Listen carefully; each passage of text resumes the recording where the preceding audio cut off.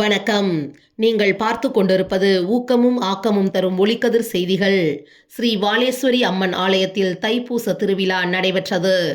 மாதவரம் தொகுதி சோழவரம் ஒன்றியம் நல்லூர் ஊராட்சி வீரபாண்டி நகரில் அமைந்துள்ள பிரசித்தி பெற்ற அருள்மிகு ஸ்ரீ வாலேஸ்வரி அம்மன் ஆலயத்தில் தைப்பூச திருவிழா ஆலய ஸ்தாபகர்கள் செல்வராஜ், ஜெயந்தி, ஜெய் கணேஷ் மற்றும் கிராம பொதுமக்கள் ஏற்பாட்டில் வெகு சிறப்பாக நடைபெற்றது.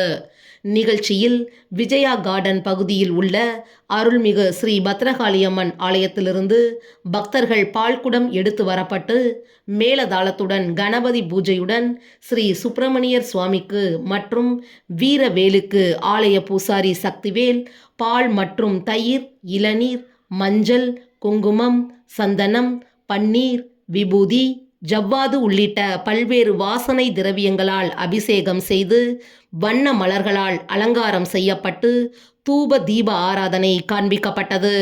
இத்திருவிழாவிற்கு ஆலய பொறுப்பாளர்கள், சுற்றுவட்டார பக்தர்கள், கிராம பொதுமக்கள் திரளாக கலந்து கொண்டு அர்ச்சனைகள் செய்து சுவாமி தரிசனம் செய்தனர்.